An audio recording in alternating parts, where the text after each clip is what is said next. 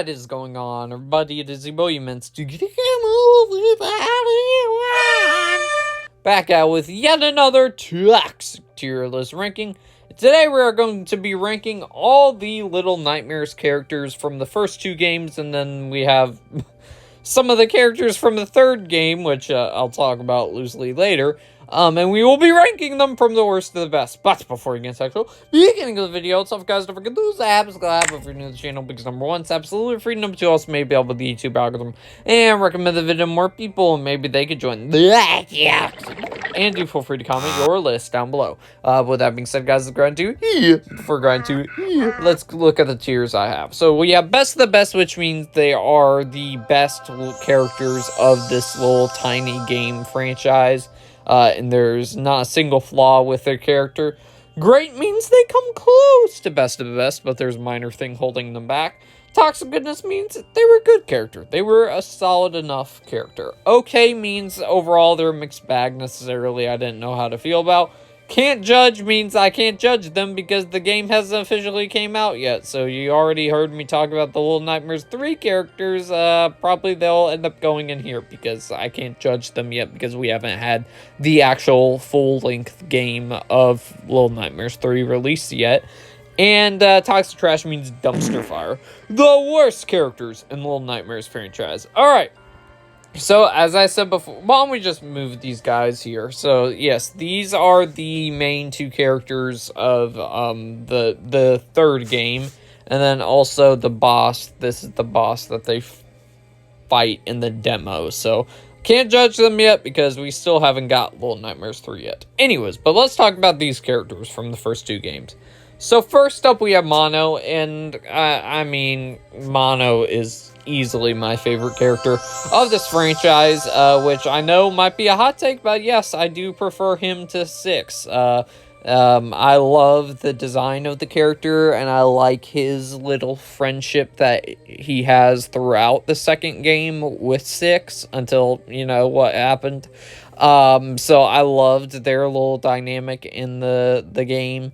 I like the design of the bag over his head, and what ends up eventually being revealed about his character, I thought was interesting that they went that direction. And hopefully, I preferred Mono as a good guy compared to a bad guy, but hopefully for the sequels, maybe Mono comes back as a good guy. I doubt it, though. It looks like Six probably will be still the good guy going forward. But, yes, I loved Mono, and I think he was easily more fun to play as than Six, in my personal opinion, because in Little Nightmares 2, in Little Nightmares 1, well, actually, that's unfair to say, because I was about to say in Little Nightmares 1, you don't know that much about Six going forward, so it kind of makes it harder.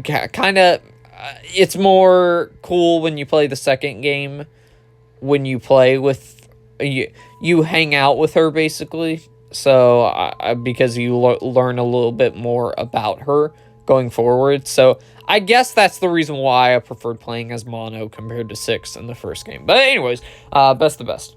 Next up, we got the Doctor, for which, of course, is the third boss that you face in Little Nightmares 2.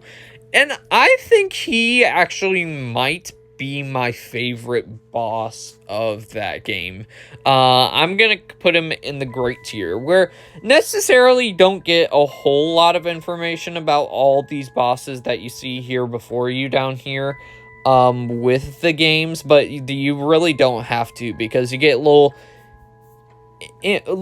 parts of the character dropped in like hints and stuff, and suggestion and all that, where it makes you just like, and where it makes the character for you just how do I say this?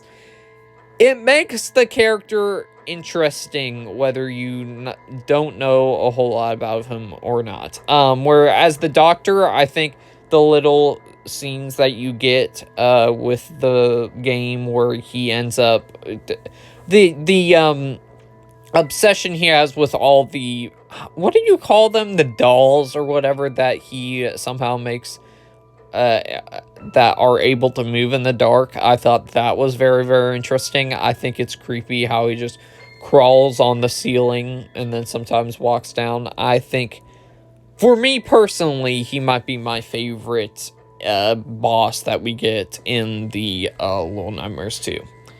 Next up, we got the guys that just eat food in Little Nightmares 1 at the table with Six, where Six kind of just has to hide behind the food to get past them. Like, how do I judge this, really? Like, because there's not a characteristics that stands out about them. They're just eating food, and you have to get past them. So, I won't put them Toxic Crash because I think it is effective. I think easily for the characters, it's the most gross, like, villains out of the first game. So, it has that going for it. So, I'll put them in okay for now, because you can't really judge them because they're not really a big part of the story. Next up, we got the Hunter. Again, kind of sort of the same thing with the Doctor. Very interesting little tidbits of the character we do get. I'm gonna put him Toxic Goodness, though, because I do like the Doctor above him a little bit more. But as for the first boss that you face in Little Nightmares 2, the little hints that we get with his origin story, I think, are interesting. I think as a first boss, it's entertaining where it doesn't get annoying when you're facing him. So where the Doctor's mission especially is really, really tough. But with the Hunter, I think it's an easy first boss. So they did a good job at that. And I like the whole entire sack design to him. So also, as well, his little breathing thing that he has going on where he can't really breathe. Think that's interesting too. So and he has easily the best death, in my personal opinion, of all the antagonists, where he ends up getting shot with his own shotgun. Actually, it's pretty neck and neck with another character we're going to talk about in a little bit. Next up, we have the, what do you even call this? So it's the part of Six that was left in the realm that Mono is in, essentially, where it's not really a character. So it's kind of the same thing as this, where it's not really a character. It's just like a little thing that's a part of the game, essentially, where it's a glitch. I'm gonna put the glitch version of Six. Hold on, let me add a row above here. I'm gonna put that in the decent category. I'm actually gonna put both of these two in the decent category. I'll put that above there. Where with Little Nightmares 2, we still got a lot of unanswered questions as to what this is necessarily. So it's still a very mysterious character. But if we get some sequels where they further elaborate on what ended up happening with Six, I think the glitch version of her could possibly go higher. So we'll put her there for now. Next up, we have the Dollatrons, or that's what I'm gonna call them, because they remind me of the Dollatrons that Professor Pig takes control of in the Batman Arkham games, that the Doctor has. And you know, as a side little henchman, I'm gonna put them in the decent category too. They are very, very creepy, and easily for the henchmen wise of this little franchise, I think they're the hardest to beat, because you have that whole entire thing where you gotta evade them in the dark. So that makes things a lot more difficult, where you have to shine a light on them to make sure they stay still. So I'm gonna put them in the decent category as well. I'll put them above there. Next up, we got Six. I mean, come on. Even though she backstabbed Mono, she's an S tier, of course. She's the main protagonist of this whole entire franchise. Has a very unique look to her, even though Georgie does wear that coat, I know. She's still a very interesting character, and there's a bunch of layers to her character that I would like to see further developed if we get to see her character again in Little Nightmares 3. I have the feeling maybe she'll pop up at the end of that game with Mono possibly returning, where the two new characters and Six it'll end with them having a stare down with Mono, possibly in his future form. So I'll put 6 best of the best easily. Then we have the whole entire monster version of 6, which is the final boss in Little Nightmares 2. I'm gonna put it in okay, because she doesn't really at all, for the most part, she doesn't become that much of a boss at the beginning, where she's just all entranced with this whole entire music box, which, again, very interesting. It adds for some, I think that boss level is probably the second toughest out of the Little Nightmares 2, where you have to essentially break the music box to set her free. So I'm gonna put her in okay. She's probably my least favorite boss out of all the Little Nightmares 2 villains, but I still enjoy that little segment there with Mono bringing 6 back to her senses momentarily. Next up, we got the teacher. Oh boy. Oh boy. Yeah, I know we're not judging it on this, but easily the creepiest villain of these for sure. Teacher goes into good tier 2. With the way she stretches her neck is absolutely terrifying.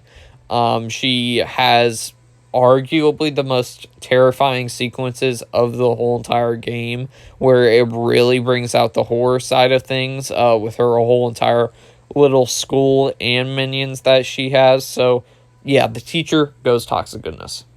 Next up, we have the... I don't know the name or this entity / character that 6 ends up facing at the end of Little Nightmares. I keep on forgetting what her name is called. But she is very well implemented into the story. So I'll put her... Do I put her great? Yeah, yeah. I'll put her great. Because she easily, out of all the villains in the first game, I think plays the biggest role for 6, where you really get that hardcore moment where 6 ends up overpowering her with all the mirrors, then 6 eventually eats her. So that was a pretty interesting scene, to say the least. So I'll put her in the great tier. Next up, we got the... I don't know the name of this thing, but the long arm guy that's blind that you end up facing in Little Nightmares, I'm gonna put him in Toxic Goodness too. I think he certainly is very, very creepy. Yeah, he's very Freddy Krueger-esque in this game. So, very intense moments for sure. I think probably he has the most intense moments of the first game, I think, certainly. So I'll put him right there. Next up, we got the tall man, aka Mono from the future. I'm gonna put him in... Do I put him in best of the best too, just because how awesome that twist reveal was? You know what? Yeah, I'll put him in low best of the best, because there's still a part of me where I was going, Mono, why did he have to end up turning into a bad guy? He did nothing wrong. 6 just let him go, even though they could have possibly been friends. Anyways, but that whole entire reveal sequence at the end of the game that Mono ended up killing himself from the future was to save 6 was very interesting twist, to say the least. And, yeah, I'm gonna put the tall man at best of the best. Next up, we have the cooks. The cooks I'll put in decent as well. They have very unique look about them. And I think that sequence is very, very, very fun.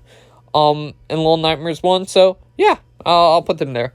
And then finally we have the what do I even call these things? The TV, the people that are addicted to the TVs. I put them in Toxic Trash. They're really just puppets. I don't think there's any outright bad characters, so I'll put them okay. It was interesting that they had this whole entire thing going on where these characters are addicted to TVs. So, where you get that watchtower or whatever. So I would also like to see that further explored in some sequels in the near future. So, For me, this is my toxic tier list ranking of all the Little Nightmares characters. There's not a single bad character in the bunch. Be sure to leave your list down below and make your predictions as to where these 3 characters possibly would land in this Little Nightmares tier list ranking for you personally. But with that being said, guys, I'll see y'all next one, everybody.